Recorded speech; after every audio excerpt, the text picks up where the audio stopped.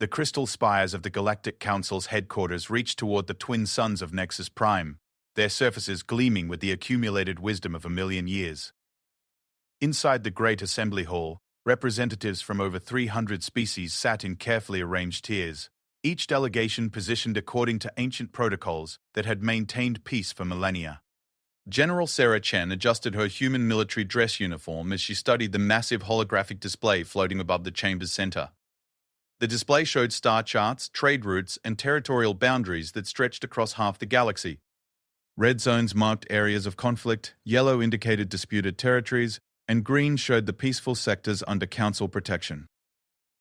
The human delegation will now present their case for membership in the Galactic Defense Initiative, announced Councillor Thrix, a tall, ethereal being whose translucent skin shimmered with bioluminescent patterns that indicated formal proceedings. Sarah rose from her seat, her boots clicking against the polished floor, as she walked to the speaking platform. Around her, hundreds of alien eyes tracked her movement. Some showed curiosity, others skepticism, and a few radiated barely concealed disdain. "Honored councillors," Sarah began, her voice carrying clearly through the chamber's acoustics. "Humanity requests admission to the Galactic Defense Initiative, not as supplicants, but as equals ready to shoulder the burden of protecting civilized space." A low rumble of what might have been amusement rippled through several sections of the assembly. The Krylian delegation, massive insectoid creatures with razor-sharp mandibles, chittered among themselves in their clicking language. "The humans speak of burdens," translated the Krylian representative through the universal communication system. "Yet their species has existed in space for barely 2 centuries. What burden could such children possibly bear?" Sarah's jaw tightened almost imperceptibly, but her voice remained steady. "Humanity may be young by galactic standards, but we've proven our capabilities. Our fleet has successfully defended our colonies against 3 separate pirate incursions.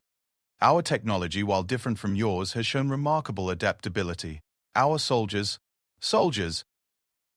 The interruption came from the raised dais at the chamber's far end, where a figure in elaborate golden armor sat upon a throne that seemed to absorb light rather than reflect it. King Velfak the Conqueror, ruler of the Hegemony Empire, leaned forward with obvious amusement. "You speak of soldiers, little human, but what do your people truly know of war?" The chamber fell silent. Even the background hum of the translation system seemed to quiet as every being present focused on the exchange unfolding before them. "I'm not sure I understand your meaning, Your Majesty," Sarah replied carefully. Velfak stood, his massive frame towering even at a distance.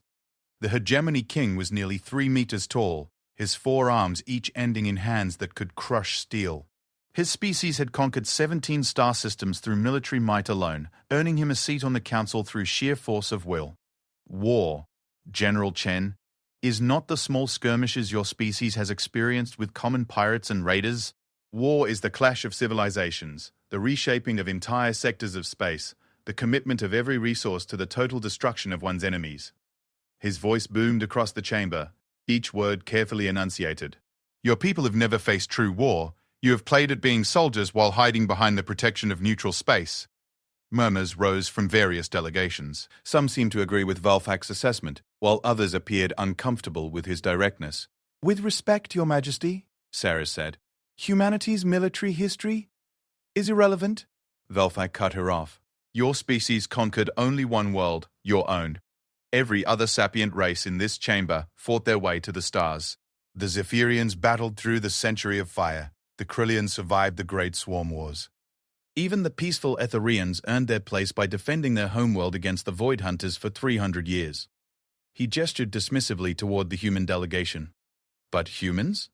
You developed spaceflight during a period of relative peace on your world. You spread to the stars without significant opposition. You've never been tested by real conflict." Sarah felt the eyes of the entire assembly upon her. In the human delegation behind her, she could sense the tension building among her colleagues. Ambassador Williams, the diplomatic mission leader, was probably already composing responses designed to defuse the situation. But something about Velfak's tone, the casual dismissal in his voice, sparked something deep in Sarah's chest. It was the same feeling she'd experienced during the Titan colony incident, when pirates had threatened to massacre civilians unless the defenders surrendered. "Your Majesty seems to have a very specific definition of war," she said, her voice carrying a new edge. "I have experience with war, General," Velfak replied. I've led my forces in 17 successful campaigns of conquest. I've commanded fleets that reduced enemy worlds to ash. I've watched entire species kneel before me and beg for mercy. He paused, his alien features forming what might have been a smile. Tell me, what has humanity accomplished that compares to such achievements? The chamber waited. Sarah could hear her own heartbeat in the silence. We've learned when not to fight, she said quietly. Belthak's laugh echoed through the hall. Precisely my point. You've learned to avoid conflict because you fear it. Your species lacks the courage for true warfare. You've grown soft in your protected colonies, believing that your small defensive actions make you warriors. The insult hung in the air like a physical presence. Sarah felt something cold settle in her stomach, a familiar sensation she recognized from a dozen battlefields. I see, she said, her voice dropping to barely above a whisper. The chamber's acoustics carried her words clearly, despite their softness. Your Majesty believes humans are afraid of war. I don't believe it, General Chen. I know it. Your entire delegation's presence here proves it. You seek to join the Galactic Defense Initiative because you want others to protect you. You want to hide behind our strength because you lack the will to develop your own. Velthak spread his 4 arms wide. You fear war because you've never truly experienced it. In the human delegation section, Ambassador Williams was rising from his seat, clearly intending to intervene before the situation deteriorated further. Sarah caught his movement in her peripheral vision and held up one hand, stopping him. Your Majesty, she said, beginning to unbutton her dress uniform jacket, you're absolutely right about one thing. The alien king tilted his massive head, waiting. We have learned to fear war. Sarah continued, folding her jacket carefully and setting it aside. Underneath, she wore the simple black undershirt that was standard for human military personnel. But not in the way you think. She looked up at Velthak, and for the first time since entering the chamber, she smiled. It was not the diplomatic smile she'd been trained to use in these situations. It was something else entirely. We don't fear war because we're cowards, Your Majesty. We fear war because we're very, very good at it. The temperature in the chamber seemed to drop several degrees. Throughout our history, Sarah continued, her voice now carrying clearly to every corner of the vast hall, humans have been at war with someone for over 90% of our recorded civilization. We've developed over 300 distinct methods of killing each other. We've created weapons capable of turning entire planets into lifeless rocks. We've fought wars that lasted decades, conflicts that consumed generations, battles that we continued even when both sides had forgotten what they were originally fighting about. She took a step forward.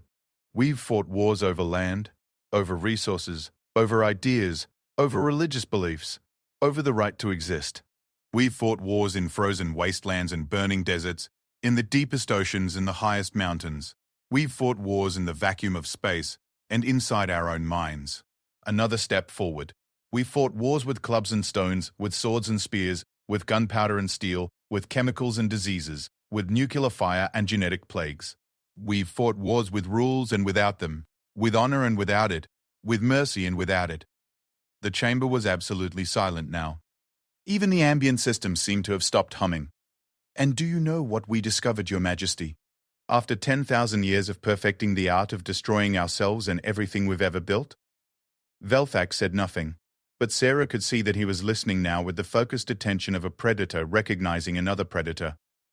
We discovered that we were too good at it, Sarah said, her voice carrying an undertone that made several delegates unconsciously lean back in their seats. We discovered that when humans really commit to war, not the small conflicts you've observed, not the defensive actions against pirates, but real, total, existential war, we don't stop until there's nothing left to fight.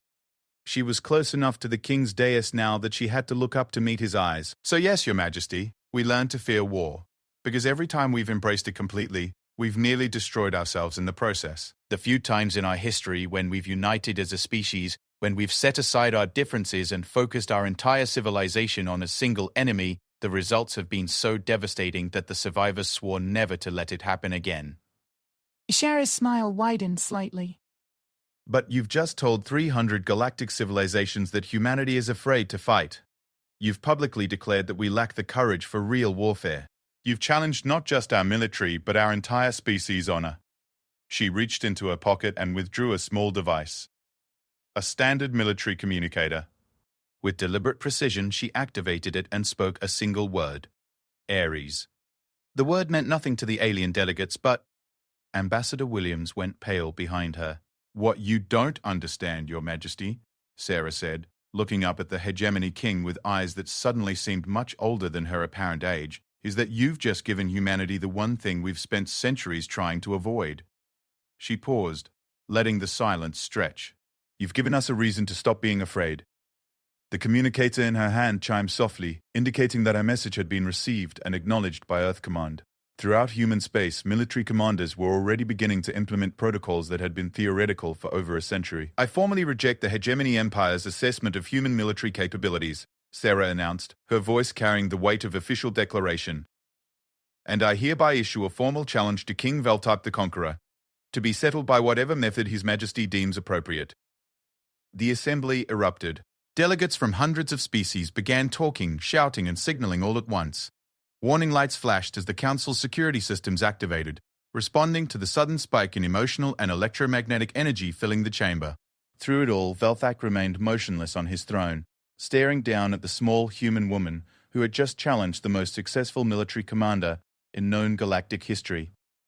And slowly, inevitably, he began to smile. The emergency session of the Galactic Council convened 6 hours after General Chen's challenge, giving the various delegations time to consult with their homeworlds and allowing the initial shock to settle into something resembling rational discourse. The Great Assembly Hall buzzed with nervous energy as representatives took their positions, many casting wary glances toward the human delegation. Sarah sat in her assigned seat, having changed back into her dress uniform. The formal jacket displayed the ribbons and decorations she'd earned during her 20-year military career, each one representing conflicts that the galactic community had dismissed as minor skirmishes. Behind her, the rest of the human delegation maintained careful diplomatic postures, but she could feel their tension. Ambassador Williams leaned close to her ear. "Sarah, you need to understand what you've done. The Ares Protocol hasn't been activated since the Centauri Rebellion. Command is asking for confirmation that you want to proceed with this." "Tell them affirmative," Sarah replied without taking her eyes off the king's dais. "You've just authorized the mobilization of the entire human military. Every ship, every soldier, every weapon we've built. Do you understand the implications?" Sarah finally turned to look at him. "David, do you remember why you requested me for this mission?" Williams frowned. "Your military record was exemplary, and your experience with first contact situations." "No," Sarah interrupted. "You requested me because of Titan Colony." "Because when the Syndicate pirates threatened to massacre 2,000 civilians, I was the one who convinced them to surrender by demonstrating exactly what humans do to people who threaten our families." She gestured toward Velthak's throne. "That bastard just threatened the entire human species in front of the galaxy. What did you think I was going to do?" Before Williams could respond, the chamber's acoustic systems activated, signaling the beginning of formal proceedings. "The emergency session will come to order," announced Councillor Thrix. "We are here to address the challenge issued by General Sarah Chen of the Terran Federation to His Majesty King Veltak of the Hegemony Empire." Veltak rose from his throne, his massive form casting shadows across the assembly. "Councillor Thrix, I accept the humans' challenge with great enthusiasm. It has been many cycles since I've had the opportunity to demonstrate the superiority of hegemony military doctrine." A ripple of unease passed through several delegations. The Etherian representative, a being of shifting crystalline light, pulsed with colors that indicated deep concern. "Your Majesty," the Etherian said, "perhaps there is room for discussion before we proceed to actual conflict. The human challenge could be interpreted as diplomatic posturing rather than a genuine declaration of intent." Sarah stood. "With respect, Counselor, there's no ambiguity in my statement. I challenge the Hegemony King to settle our disagreement through whatever method he deems appropriate. If His Majesty prefers diplomatic resolution, I'm prepared to accept his concession that humanity is not, in fact, afraid of war." Velthak's laugh boomed across the chamber. "Concession? Little General, I've conquered star systems with fleets that outnumber your entire species. I've reduced civilizations to rubble with weapons that make your most powerful ships look like children's toys. What possible reason would I have to concede anything to you? Then you accept my challenge to military resolution?" "I do." Velthak descended from his dais, each step causing the floor to vibrate slightly. "However, I propose we make this interesting for our audience." He gestured toward the assembled delegates. "Rather than a simple fleet engagement, I suggest we test the full scope of human military capability. A campaign, if you will, to determine once and for all whether your species deserves recognition as a true martial power. Sarah felt her pulse quicken. This was beyond what she'd expected, but it was also an opportunity. What did you have in mind, Your Majesty? The Omega Sector, Veltak said, causing several delegates to gasp audibly. 7-star systems on the edge of civilized space, currently contested by various pirate factions, mercenary groups, and rogue AI remnants. No established government, no civilian populations of significance, no protected worlds or resources. He smiled, showing teeth that could crush bone. We each take our forces to the Omega Sector. Whoever establishes complete control of all 7 systems within one standard galactic year is declared the victor. The loser formally acknowledges the military superiority of the winner before the full Galactic Council. The chamber erupted in concerned voices. The Zephyrian delegate, a graceful being with wing-like appendages that reflected their emotional state, spread those wings in what Sarah had learned indicated alarm. Your Majesty, the Zephyrian said, the Omega Sector has been contested for over 50 standard years. Multiple civilizations have attempted to pacify those systems and failed. The hazards include not only hostile forces but also gravitational anomalies, rogue AI swarms, and spatial distortions left over from ancient weapons. Precisely why it makes an excellent testing ground, Velthek replied. If the humans are truly capable warriors, they should be able to handle such challenges. If they are not, they will fail quickly, and we can put this matter to rest. Sarah considered the proposal. The Omega Sector was notorious throughout the galaxy as a place where military campaigns went to die. But it was also exactly the kind of challenge that would demonstrate human capabilities beyond any doubt. I accept, she said. The words caused another wave of shocked reactions from the assembly. Even Velthak seemed momentarily surprised by the speed of her acceptance. You don't wish to consult with your superiors? He asked. My superiors gave me full authority to negotiate the terms of human membership in a galactic defense initiative. That includes the authority to commit our forces to whatever demonstration of capability is required. Sarah met his gaze steadily. Besides, I'm confident in my people's abilities. Councillor Thrix fluttered their bioluminescent patterns in what indicated severe concern. General Chen, perhaps you should take time to fully understand what you're agreeing to. The Omega Sector Challenge would require you to coordinate a military campaign across multiple star systems simultaneously against unknown numbers of hostile forces, using only the resources you can bring with you. I understand the parameters, Councillor. The Hegemony Empire, Thrix continued, has the largest military force in known space. Over 10,000 capital ships, support fleets numbering in the hundreds of thousands, and ground forces that could occupy entire worlds. They have conquered more territory than any other single civilization in galactic history. Sarah nodded politely. That's certainly impressive. Velthek studied her face carefully, looking for signs of doubt or fear. Finding none, he began to feel the first stirrings of genuine curiosity about these humans. Tell me, General, he said, how large is humanity's military force? That depends on how you define military force, Your Majesty. Ships, soldiers, weapons. The standard metrics. Sarah appeared to consider this. Our regular military consists of approximately 2 million active personnel across all branches, operating roughly 1,500 major vessels of various classes. A silence fell over the chamber. Several delegates exchanged glances that suggested they were beginning to question the human general's sanity. 1,500 ships? Velthak repeated. Against my 10,000? That's our regular military, yes. And you believe this force is sufficient for the Omega Sector campaign? Sarah's smile returned, and once again it was not entirely pleasant. Your Majesty, you seem to be operating under the assumption that humanity's regular military represents the full extent of our martial capabilities. She walked toward the center of the chamber, her movements precise and controlled. What you call our military is actually just our peacetime defense force. It's the minimum number of ships and personnel we maintain when we're not actively fighting for our survival. She stopped directly beneath the holographic display showing the galactic map. When humans go to war, real war, the kind you've been describing, we don't rely solely on our military. With a gesture, she activated her personal datapad, linking it to the chamber's display systems. The holographic map shifted, zooming in on human space and beginning to populate with new information. We militarize everything, Sarah said simply. Numbers began appearing over human colonies, showing production statistics that made several delegates lean forward in disbelief. Every human world has industrial facilities capable of military production. Every human ship can be converted for combat operations within 72 hours. Every human citizen receives basic military training as part of standard education.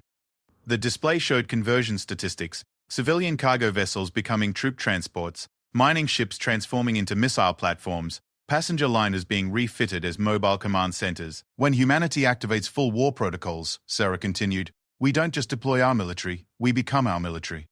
Every resource, every facility, every person in human space becomes part of the war effort.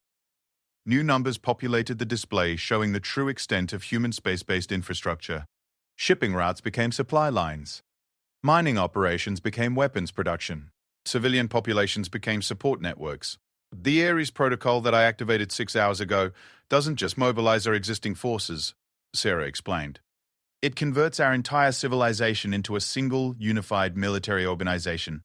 Every ship, every station, every world, every human being, all coordinated toward a single objective. Velthak stared at the numbers appearing on the display. They were substantial. Much more substantial than anyone had realized. According to these figures, the Etherian delegate said, their crystalline form pulsing with confused patterns, your civilian shipping alone outnumbers most military fleets. Correct, Sarah replied, and under war protocols, every one of those ships can be armed and operational within 3 days. She gestured, and the display showed detailed technical specifications for human vessel designs. Unlike the specialized ships used by most galactic civilizations, human vessels were built with modularity in mind. Civilian ships could mount military hardware, cargo bays could house weapon systems, passenger compartments could deploy soldiers. But surely, Velthak said, civilian crews cannot match the effectiveness of trained military personnel. Sarah's smile widened. Your Majesty, every human ship captain holds a military commission in the reserve fleet. Every civilian engineer is trained in military specifications. Every human colony administrator is prepared to coordinate defensive operations. She paused, letting the implications sink in. We learned long ago that the distinction between civilian and military is a luxury we can't afford when our survival is at stake. So we eliminated the distinction. Every human is a potential soldier. Every human facility is a potential military asset. Every human world is a potential fortress.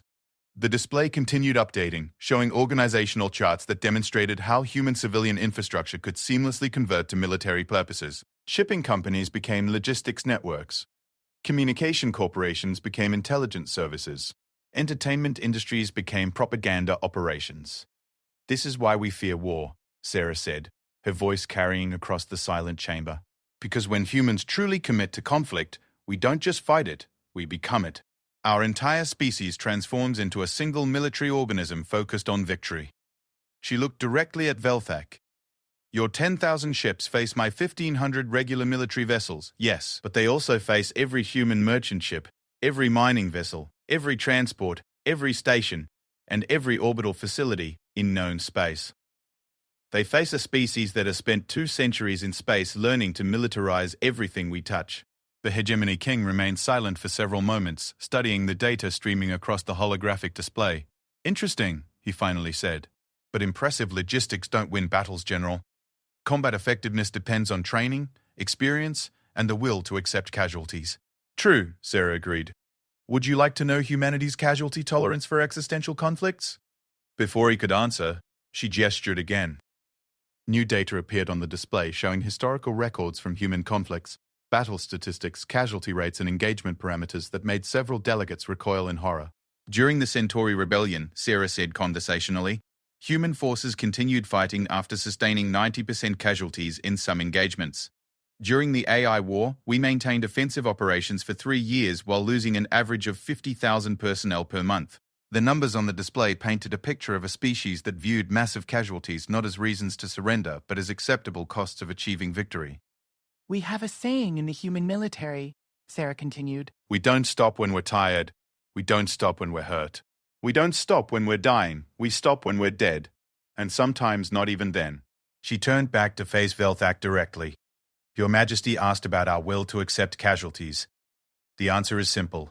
We'll accept any casualties necessary to protect our species and our way of life. All of them, if required. The chamber was completely silent now. Even the background systems seemed to have stopped humming. So, Sarah said. Shall we proceed to the Omega Sector, Your Majesty? I'm eager to see which of our military philosophies proves more effective.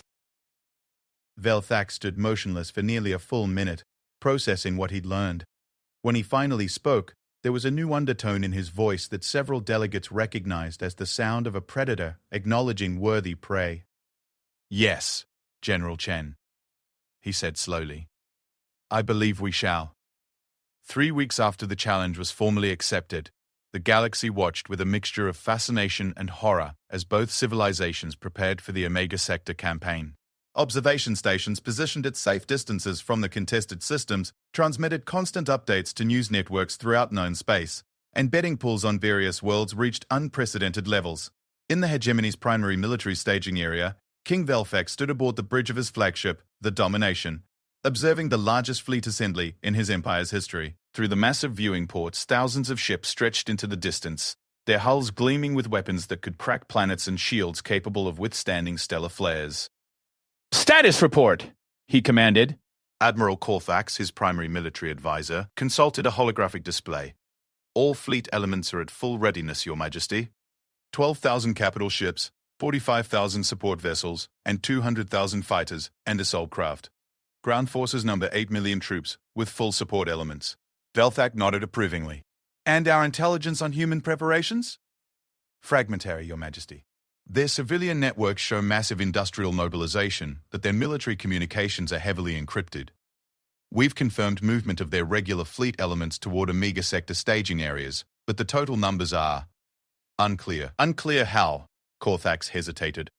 Our observation posts are reporting conflicting data. Human ship movements don't follow standard military patterns. They appear to be using civilian shipping lanes, disguising military vessels among commercial traffic, and converting cargo haulers into combat platforms during transit. Velthak frowned. How many ships are we tracking? That's the problem, Your Majesty. Every time we think we have a count, more vessels appear that weren't previously classified as military. Our latest estimates suggest anywhere from 5,000 to 20,000 human ships are moving toward the Omega Sector. The Hegemony King considered this. Traditional military doctrine emphasized the importance of knowing your enemy's strength before engaging.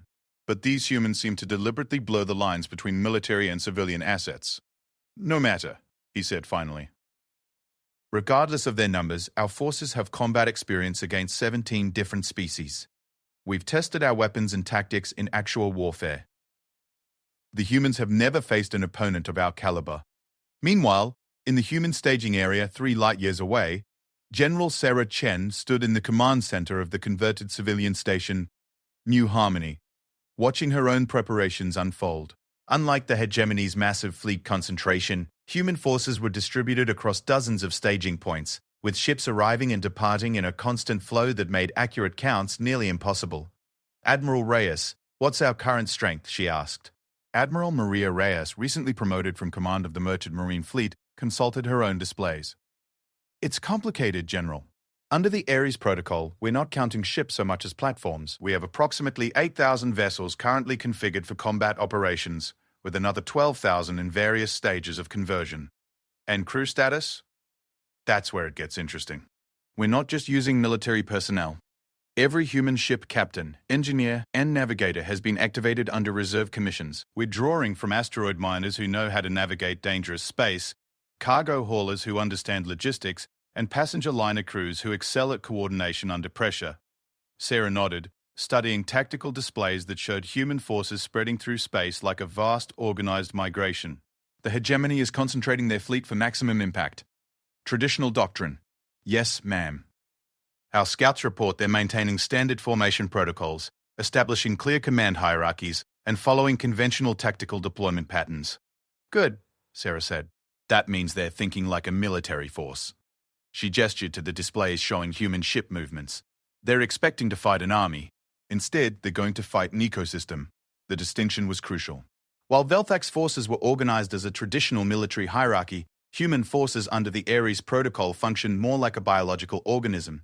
Individual units could operate independently, adapt to changing circumstances, and coordinate without centralized command. Ma'am, called Lieutenant Commander Torres from the communications station, we're receiving updates from the advanced reconnaissance teams. Report. All 7 Omega Sector systems have been surveyed. System designations Omega 1 through Omega 7 contain the expected hostile forces, pirate fleets, rogue AI constructs, and various mercenary groups. Total enemy strength is estimated at roughly 3,000 ships of various capabilities, plus automated defense networks and several heavily fortified installations. Sarah studied the tactical summary. The Omega sector had earned its reputation as a military graveyard for good reason. The systems contained a chaotic mix of hazards that had defeated multiple previous pacification attempts. Any indication that the local hostiles are coordinating with each other? Negative, man. Intelligence suggests they're as hostile to each other as they are to outsiders. The only thing that's kept the sector unconquered is that any attacking force faces enemies from multiple directions simultaneously. Perfect, Sarah said, causing several staff members to look at her with surprise. Ma'am, Admiral Reyes asked. Traditional military thinking sees multiple uncoordinated enemies as a complication, Sarah explained. Human doctrine sees it as an opportunity. We're not going to conquer the Omega sector by defeating all the hostile forces. She gestured to the tactical displays. We're going to turn them against each other while we establish control of the infrastructure they're all fighting over. The plan that emerged over the following days demonstrated the fundamental difference between human and hegemony military philosophy. While Velthak prepared for a series of massive fleet engagements designed to crush all opposition through superior firepower, Sarah's forces organized for something more complex. The key insight, she explained to her senior staff, is that nobody actually wants to control empty space. They want to control resources, trade routes, and strategic positions. The hegemony will try to claim territory by defeating enemy fleets. We're going to claim territory by making it more valuable to work with us than against us. Human advance teams had already begun infiltrating the Omega sector, not as military forces, but as traders, miners, and salvage operators. They established temporary bases that offered services to anyone willing to pay, repair facilities, fuel depots, information brokers, and equipment suppliers. We're not presenting ourselves as conquerors, Sarah continued. We're presenting ourselves as the new management. Anyone who wants to keep operating in the sector can do so, as long as they follow basic rules about not attacking human assets or interfering with human operations. Admiral Reyes frowned. And if they refuse to cooperate, then we demonstrate why cooperation is preferable to the alternative, Sarah replied. But we do it selectively, targeting specific groups that are causing problems, while leaving potential allies intact. The strategy was classic human asymmetric warfare. Instead of trying to control territory through brute force, they would control it by becoming indispensable to everyone operating there. Meanwhile, Velthak's forces prepared for a more straightforward campaign. Hegemony military doctrine emphasized overwhelming force applied systematically across all contested areas simultaneously. We'll enter the Omega sector in three-wave formations, he explained to his senior commanders. The first wave will establish beachheads in each system and begin eliminating local hostile forces.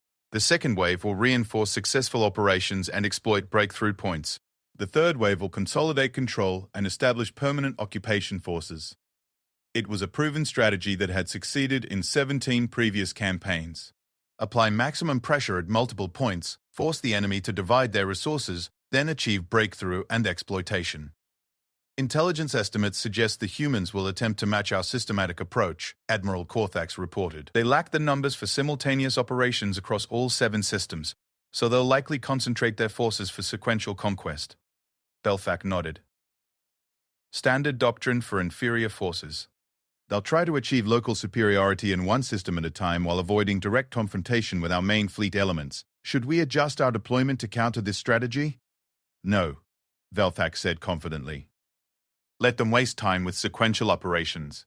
We'll conquer all 7 systems simultaneously, while they're still fighting for their first objective. What neither commander fully anticipated was how the presence of 2 major military forces would affect the existing power dynamics in the Omega sector. The pirates, mercenaries, and rogue AI systems that had been fighting each other for decades suddenly faced an existential threat that dwarfed their previous conflicts. Sir, reported Commander Vex of the Pirate Confederation, Blood Tide, our scouts confirm massive fleet movements toward the sector. The Hegemony Empire and the humans are both coming in force. Captain Scar, the Confederation's leader, studied the intelligence reports with growing alarm. How massive! Hegemony forces number in the tens of thousands. Human forces are harder to count, but estimates suggest similar numbers. Either fleet could wipe out all our forces combined. Scar considered their options. The Blood Tide Confederation controlled 3 major mining operations and 2 strategic supply depots in the Omega sector. Those assets represented decades of careful expansion and careful negotiation with other local powers. Contact the other faction leaders, he decided. If we're going to survive this, we need to stop fighting each other and start thinking about accommodation with whoever emerges as the victor. Similar conversations were taking place throughout the sector. The approaching campaign would determine not just which major power controlled the Omega systems, but whether any of the existing local forces would survive at all. As the final week before deployment arrived, both human and hegemony forces completed their preparations. Velfak reviewed tactical plans that called for systematic conquest through superior firepower and disciplined coordination. Sarah finalized strategies that emphasized adaptability, economic integration, and psychological warfare. Admiral, Sarah said during her final planning session, what's the most important thing to remember about fighting humans? Admiral Reyes considered the question. That we don't fight like anyone else? Close, Sarah replied. The most important thing to remember is that when humans fight, we're not trying to win battles, we're trying to solve problems. She gestured toward the displays showing Omega Sector intelligence. Velthak sees 7 systems full of enemies to be defeated. I see 7 systems full of problems to be solved. The difference in perspective is going to determine the outcome of this campaign. As both fleets began their final approach to the Omega Sector, observers throughout the galaxy prepared to witness what many were calling the most significant military engagement in modern history. The outcome would determine not just the fate of 7 contested star systems, but the future relationship between humanity and the galactic community. What none of them expected was that the real test wouldn't be human military capability against hegemony force projection. It would be 2 completely different philosophies of power competing to reshape the same contested space. The war was about to begin, and despite all their preparations, neither side truly understood what they were about to face. The Omega Sector had been contested territory for 53 standard years, but it had never seen anything like the forces that emerged from hyperspace on the same day, in the same hour, across all 7 systems simultaneously. In Omega 1, the hegemony's first attack wave materialized in perfect formation. 2,000 capital ships arranged in the classic hammer and anvil pattern that had proven effective against 17 different species. Their sensors immediately began cataloging targets: 3 pirate bases, 1 rogue AI installation, and approximately 200 enemy vessels of various configurations. All units commence Operation Thunderstrike, commanded Admiral Corfax from the bridge of his flagship. Priority targets are hostile fleet elements. Secondary objectives are orbital installations. Tertiary objectives are ground-based facilities. The hegemony fleet moved with the precision of a well-orchestrated symphony. Heavy cruisers advanced to engage the largest pirate ships while destroyers swept through smaller craft. Fighter squadrons swarmed defensive positions while bombardment ships prepared to reduce fortified installations to rubble. It was exactly the kind of overwhelming force application that had made the hegemony empire the dominant military power in known space. Simultaneously, in Omega 4, the human approach demonstrated a completely different philosophy. General Chen's forces didn't arrive as a fleet. They materialized as what appeared to be a disorganized collection of ships scattered across the system's major trade routes. Converted cargo haulers mixed with military vessels, mining ships operated alongside destroyers, and passenger liners took positions that made no sense according to traditional tactical doctrine. All units commence Operation Networked Neighbor. Sarah broadcast on an unencrypted channel that any local forces could intercept. Priority objectives are establishing communication with all resident factions. Secondary objectives are securing critical infrastructure. Tertiary objectives are creating sustainable economic relationships. Where the hegemony announced their presence with weapons fire, the humans announced theirs with business propositions. Unknown vessels in the asteroid mining facility at coordinates 24715689. Transmitted Captain Rodriguez from the converted freighter Guadalajara. This is the human merchant vessel Guadalajara. We're establishing a trade depot in this system, and we're prepared to offer competitive prices for refined metals, salvage components, and information services. The response from the mining facility was a mix of confusion and suspicion. Human vessel, this is mining station Kappa 7. Are you trying to establish a commercial relationship? That's correct. Station Kappa 7. We're also prepared to offer security services, equipment maintenance, and supply chain logistics. Would you be interested in discussing terms? Across Omega 4 similar conversations were taking place as human vessels contacted every operational facility in the system. They weren't demanding surrender or threatening destruction. They were offering jobs. In Omega 1, the hegemony's systematic assault was proceeding according to plan. Pirate forces, outgunned and outmaneuvered, were falling back to defensive positions around their main bases. The rogue AI installation had deployed its automated defensive fleet, but hegemony weapons technology was proving superior to the decades-old systems. Admiral, reported the tactical officer, enemy resistance is collapsing on all fronts. Estimated time to complete system pacification, 6 standard hours. Admiral Corthax nodded approvingly. Maintain assault pressure. I want every hostile installation in this system eliminated before we move to the next phase. But in Omega 4, something unexpected was happening. Instead of engaging in combat, many of the local factions were actually responding positively to human offers. General Chen, reported Admiral Reyes, we're receiving cooperation requests from 60% of the independent operators in this system. They're willing to accept human oversight in exchange for protection and economic opportunities. Sarah studied the tactical displays, watching as dozens of previously neutral facilities began transmitting identification codes and operational data to human coordinators. What about the remaining 40%? Mixed responses. About 20% are taking a wait-and-see approach. The other 20% are actively hostile and appear to be coordinating a defensive alliance.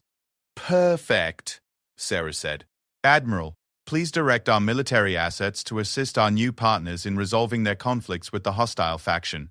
Make it clear that we're not conquering this system. We're helping our business associates maintain operational security. The distinction proved crucial. When human warships engaged pirate vessels that had been raiding mining operations, they weren't acting as conquerors imposing their will. They were acting as security contractors protecting their clients' assets. The psychological effect on neutral observers was profound.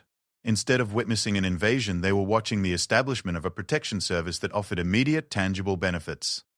Within 12 hours, the contrast between the two approaches became apparent to observers throughout the galaxy. In Omega 1, the hegemony had achieved complete military victory. Every hostile installation had been destroyed, every enemy ship had been eliminated or driven from the system, and occupation forces were establishing control over all strategic positions. It was a textbook example of military efficiency, but the system was also economically devastated. The infrastructure that had made Omega 1 valuable mining operations, refueling stations, repair facilities, had been destroyed in the crossfire or abandoned by fleeing operators. The hegemony now controlled empty space and ruined installations. In Omega 4, the humans had achieved something more complex. They hadn't eliminated all hostile forces, but they had established working relationships with the majority of system operators. Mining continued, trade routes remained active, and facilities stayed operational under human protection. More importantly, word was spreading to other systems about the differences in treatment offered by the two approaches. Sir, reported Commander Vex to Captain Scar of the Blood-Tide Confederation, we're receiving communications from operators in both Omega 1 and Omega 4. The hegemony destroyed everything in Omega 1, but the humans in Omega 4 are offering partnership deals. Captain Scar studied the reports with interest. His Confederation controlled assets in 3 different Omega systems, and he was beginning to see the strategic picture. What kind of partnership deals? Security contracts mostly. The humans protect facilities and trade routes in exchange for operational fees and resource access. They're not demanding territorial control or tribute, just standard commercial arrangements. Scar considered this. And their military capabilities? Significant, but they're using them selectively. They've eliminated hostile forces that were interfering with operations, but they've left everyone else alone. The word is that if you're willing to do business with them, they're willing to do business with you. This information was being processed by faction leaders throughout the Omega sector. The approaching conflict wasn't just between 2 external powers, it was between 2 completely different models of control. In the Hegemony Command Center, King Velthak was receiving his own intelligence updates. Your Majesty, reported Admiral Corthax, our forces have achieved complete victory in Omega 1 and significant progress in Omega Von 3 and Omega Set 6. Total enemy casualties exceed 5,000 ships, and we've eliminated major hostile installations across 3 systems. Excellent. And the humans? Their approach is unconventional. They appear to be avoiding direct military confrontation in favor of economic integration. They've established operational partnerships with local factions rather than eliminating them. Velthak frowned. Partnerships? They're supposed to be conquering those systems. Yes, Your Majesty, but the effect is that they're gaining control of operational infrastructure without having to rebuild it after destruction. Their economic integration is proceeding faster than our military pacification. The hegemony king studied tactical displays showing the different approaches. His forces were winning decisive military victories, but the humans were achieving strategic objectives more efficiently. No matter, he decided.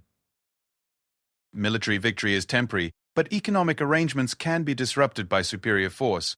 Once we've completed our systematic conquest, we'll move against human positions and demonstrate the limitations of their approach. But events in Omega, too, were about to demonstrate the flaws in that assessment. The system contained the largest pirate confederation in the sector. Over 800 ships organized into a loose alliance that had successfully resisted previous pacification attempts. When hegemony forces arrived in overwhelming strength, the pirates faced the same choice that confronted every other faction in the sector. They could fight and be destroyed, surrender and be eliminated, or flee and lose everything they'd built. Captain Zhao of the Confederation flagship Red Dawn chose a fourth option. Open a channel to the human forces, she ordered. Her communications officer looked confused. Ma'am, human forces aren't operating in this system. They're concentrated in Omega 4 and Omega Bar 7. That's about to change, Xiao replied. Transmit on all human frequencies. This is Captain Zhao of the Red Dawn Confederation. We control significant assets in Omega 2, and we're prepared to discuss partnership arrangements with human forces. Please respond. The transmission reached human command centers within minutes, and Sarah Chen's response was immediate. Captain Zhao, she replied personally, this is General Chen. We're very interested in discussing partnership opportunities. What kind of assets are we talking about? 800 combat vessels, 12 major installations, and operational control of 4 asteroid mining complexes. We're currently facing invasion by hegemony forces, and we're prepared to transfer our allegiance in exchange for protection and fair commercial terms. Sarah smiled. This was exactly the kind of opportunity that human strategy had been designed to create. Captain Zhao, we're dispatching a partnership negotiation team immediately. Can you maintain operational security until our forces arrive? We can hold position for 6 standard hours. Understood. Help is on the way. Within 30 minutes, human ships began arriving in Omega 2 through previously undetected hyperspace routes. They didn't arrive as a conquering fleet, but as a relief force responding to a request for assistance from local allies. When Admiral Corthax detected the human intervention, he faced a strategic dilemma. He could engage human forces, but doing so would mean attacking ships that were protecting local assets rather than threatening hegemony operations. The political implications were significant. More importantly, the tactical situation had changed. Instead of facing disorganized pirates defending fixed positions, his forces now confronted a coordinated alliance of local assets and human military technology. Your Majesty, he reported to Velthak, human forces have established partnerships with major factions in Omega 2.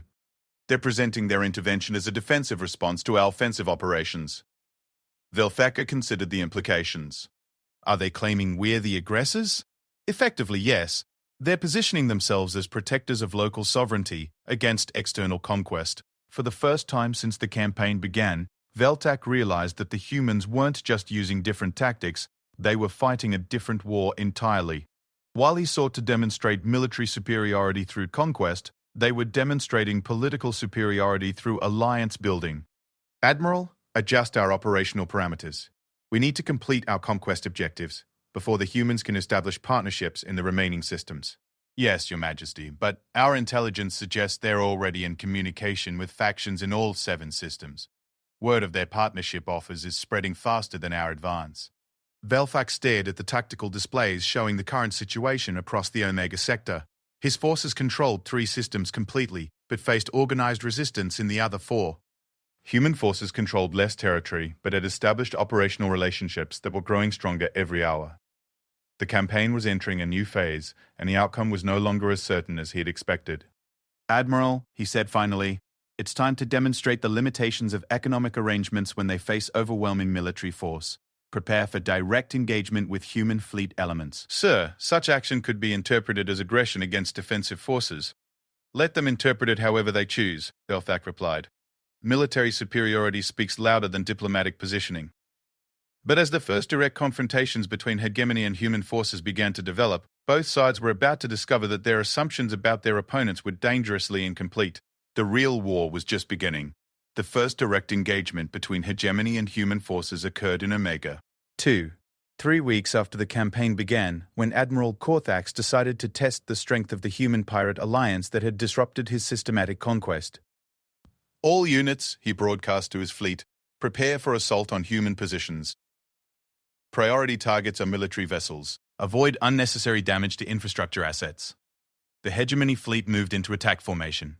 1,000 capital ships arranged in a devastating array of firepower that had never failed to achieve decisive victory.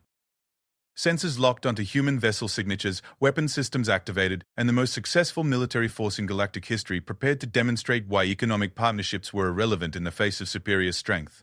Then the humans opened fire. The first salvo from human positions wasn't what Admiral Corthax expected. Instead of the conventional energy weapons used by most galactic militaries, human ships launched what appeared to be simple kinetic projectiles, chunks of metal accelerated to tremendous velocities. Evasive maneuvers, he ordered, not particularly concerned. Kinetic weapons were primitive compared to hegemony plasma cannons and particle beams. The projectiles missed his flagship entirely, passing harmlessly through the fleet formation and continuing toward empty space. "Sir," reported his tactical officer, "human weapons appear to be poorly targeted." Minimal threat assessment. Corthax nodded, unsurprised. These humans had never faced a military force of hegemony caliber. Their targeting systems were probably overwhelmed by the complexity of engaging so many ships simultaneously. Continue advance. All weapons return fire. The hegemony fleet unleashed its first coordinated volley, sending thousands of plasma bolts and particle beams toward human positions. The energy expenditure was enough to crack a moon, delivered with precision that should have crippled the human fleet, but something was wrong. "Sir," the tactical officer called, his voice showing the first hint of confusion. "Our weapons are encountering unexpected interference. Energy dispersion patterns suggest some kind of defensive field." On his displays, Corthax could see the results. Hegemony weapons were striking human ships, but the damage was far less than anticipated. Instead of the catastrophic destruction he expected, human vessels were absorbing or deflecting most of the incoming fire. "Analysis," he demanded. "Unknown, sir. Human defensive systems don't match any configuration in our databases. They appear to be using some kind of adaptive shielding that responds differently to each type of incoming energy." Meanwhile, those kinetic projectiles that had missed the hegemony fleet entirely were approaching other targets. As they closed distance, each projectile split into dozens of smaller components that began moving with sudden, intelligent purpose. "Sir," the tactical officer's voice was now edged with alarm. "The human kinetic weapons are changing course. They're not projectiles. They're some kind of guided munition." Admiral Corthax watched in growing disbelief as hundreds of what he'd dismissed as crude metal chunks revealed themselves to be sophisticated delivery systems. Each one deployed multiple smaller devices that began seeking specific targets throughout his fleet. Point defense systems engage all incoming projectiles. But the human weapons weren't following predictable trajectories. They moved like living things, adapting their approach patterns to avoid defensive fire while closing on their targets with unsettling intelligence. "Admiral," called the communications officer, "we're receiving a transmission from the human commander. Put it through." General Sarah Chen's voice came through the communication system with perfect clarity, as if she was speaking from the bridge next to him rather than from a ship several thousand kilometers away. "Admiral Corthax," she said conversationally, "I wanted to thank you for providing such an excellent demonstration of the differences between our military philosophies." Corthax frowned. "General Chen, your forces are outnumbered and outgunned. Surrender now and I'll consider terms for your withdrawal." "Admiral, I think you're misunderstanding the tactical situation. Would you mind checking your sensor readings again?" Confused, Corthax looked at his displays. The tactical summary showed his fleet in standard attack formation, engaging human forces that were clearly inferior in numbers and firepower. Everything appeared normal except for the unexpected effectiveness of human defensive systems and the strange behavior of their weapons. Then his tactical officer made a discovery that changed everything. "Sir," the man said, his voice barely above a whisper, "I'm detecting massive energy signatures throughout the system. The human kinetic weapons weren't targeting our ships. What were they targeting? Everything else, sir. They've deployed devices to every asteroid, every piece of space debris, every derelict ship, every orbital installation in the system. They've turned the entire system into a weapon." Admiral Korthak stared at his displays as the true scope of human preparations became apparent. Those primitive kinetic projectiles had been carrying construction devices, tiny automated systems that could convert any material into functional components of a vast, distributed weapons network. "Sir," the tactical officer continued, "I'm reading weapons signatures from over 10,000 positions throughout the system. The humans haven't just brought a fleet to this engagement, they've converted the entire system into a single, coordinated battle platform." General Chen's voice returned to the communication channel. "Admiral, what you're seeing is the fundamental difference between hegemony and human military doctrine. You brought a fleet to conquer territory. We turned the territory into our fleet." As if responding to her words, the weapons network activated. Energy beams erupted from asteroid installations. Missile volleys launched from hidden positions, and defensive fields appeared around every major facility in the system. The hegemony fleet found itself not fighting human ships, but fighting human space itself. "All units, emergency hyperspace withdrawal." Admiral Korthak ordered. "Sir, hyperspace inhibitors have activated throughout the system. We can't jump out." Korthak realized with growing horror that his fleet was trapped inside a system-wide weapons array that the humans had constructed in real time during the engagement. Every piece of matter in Omega. 2 had become part of their military infrastructure. "General Chen," he transmitted, "what are your terms for our withdrawal?" "Admiral," Sarah replied, "I appreciate the offer to discuss terms, but I'm afraid you're still misunderstanding the situation. This isn't a battle where one side withdraws after demonstrating superiority. This is a lesson in why humans developed such a healthy fear of war." New contacts were appearing on hegemony sensors. Hundreds of additional human ships emerging from concealment throughout the system, but these weren't the converted civilian vessels that Korthak had been tracking. These were purpose-built military ships with weapon configurations that made his blood run cold. "You see, Admiral," Sarah continued, "what you've been fighting for the past 3 weeks wasn't our military. It was our diplomatic corps, supported by our merchant marine and civilian contractors. Our actual military has been using that time to prepare the kind of welcome we reserve for enemies who threaten our species. The new human ships moved with a precision that made hegemony formations look clumsy. They didn't attack in waves or follow predictable patterns. They moved like a single organism with 10,000 parts, each one adapting to conditions faster than hegemony targeting systems could track. The ships you're facing now," Sarah explained, "are crewed by people who've spent their entire careers preparing for exactly this situation. They're commanded by officers who studied every military engagement in human history. They're equipped with weapons designed specifically to counter every defensive system we've encountered in galactic space." Admiral Korthak watched his tactical displays with mounting disbelief as hegemony ships began disappearing from his fleet roster, not destroyed, simply gone, as if they'd never existed. "Sir," reported his tactical officer, "we're losing ships to weapons that don't appear on any sensors. No energy discharge, no projectile traces, no explosion signatures. They're just stopping." "Stopping?" "All systems shutting down simultaneously, sir. Life support, navigation, weapons, everything. The ships are still intact, but they're completely powerless." General Chen's voice provided the explanation. "Nanophage weapons, Admiral. Microscopic devices that infiltrate enemy systems and systematically disable them from within. We developed them during our AI war, when we needed to stop rogue machines without destroying the infrastructure they'd built." Korthak realized that his fleet was being systematically neutralized by weapons that didn't actually destroy anything. Human military technology wasn't designed to win battles through destruction. It was designed to win wars by making resistance impossible. "General Chen," he transmitted, "I formally request immediate cessation of hostilities. I understand your request, Admiral, but I'm afraid that decision isn't mine to make. You see, when you challenged humanity to a demonstration of military capability, you activated protocols that can only be terminated by victory or total defeat." New information appeared on Korthak's displays, tactical summaries from all 7 Omega systems. What he saw made him realize that the engagement in Omega, too, wasn't an isolated battle. It was happening everywhere simultaneously.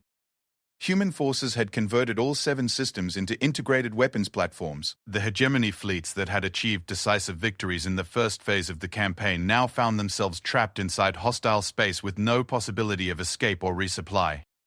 "This is impossible," Korthak whispered. "No species could coordinate operations on this scale." "Admiral," Sarah replied, "you made a fundamental error in your assessment of human capabilities. You assume that our civilization works the same way as yours, with clear distinctions between civilian and military, between territory and assets. between battles and wars. Displays throughout the hegemony fleet began showing the true extent of human preparations. Supply lines that stretched across half the galaxy, coordinating the delivery of resources and personnel to the Omega sector. Industrial facilities that had been converting civilian infrastructure to military purposes for weeks. Communication networks that linked every human ship and installation into a single coordinated organism. Humans don't fight wars the way other species do, Sarah continued. We don't commit a portion of our resources while keeping the rest in reserve. When we go to war, really go to war, our entire civilization becomes a weapon. Every ship, every station, every person, all focused on a single objective.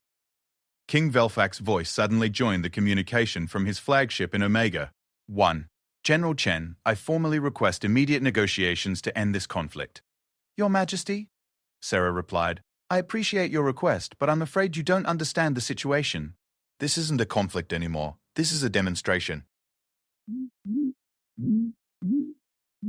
New tactical data flooded hegemony communication networks. Human forces weren't just operating in the Omega sector, they were moving throughout hegemony space, systematically taking control of trade routes, communication relays, and supply depots. The Ares protocol that I activated 4 weeks ago, Sarah explained, doesn't just mobilize human military forces. It mobilizes human civilization. Every human ship, every human facility, every human citizen becomes part of a single coordinated effort. Velfac stared at displays showing human forces throughout his empire.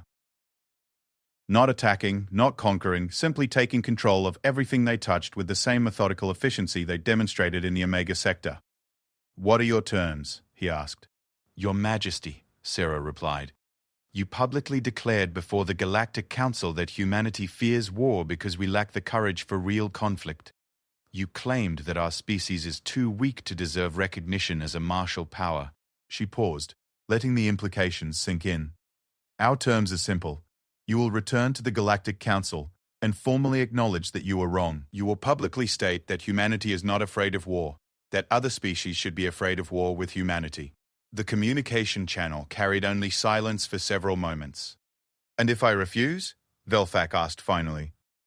Then this demonstration continues until your empire no longer exists, Sarah replied, matter-of-factly. Not destroyed, Your Majesty, simply absorbed. Every world, every ship, every citizen of your empire becomes part of human space.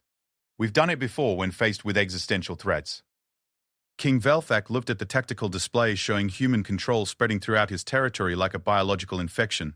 Military resistance was proving futile because the humans weren't fighting a military campaign.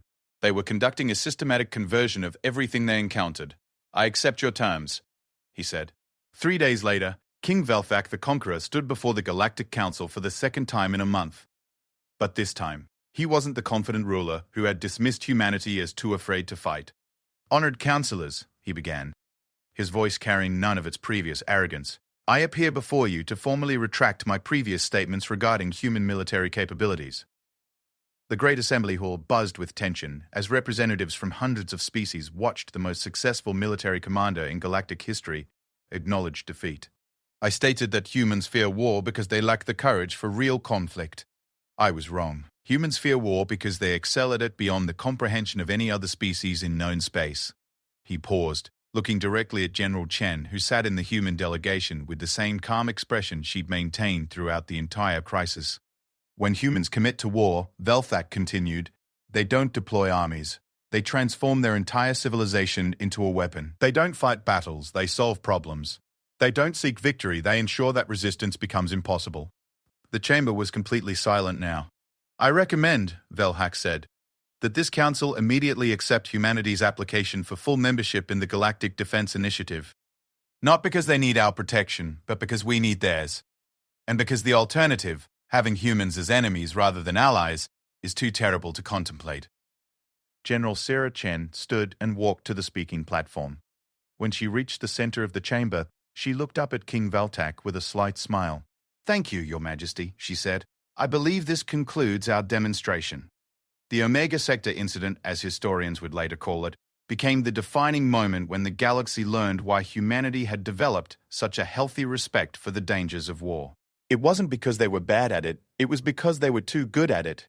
And from that day forward, whenever conflicts arose between galactic powers, Both sides would quietly inquire about humanity's position on the matter, not because they wanted human support, but because they wanted to make absolutely certain that humans had no reason to pick a side. After all, as King Velfak had learned, there were some species you could afford to fight, and there were humans.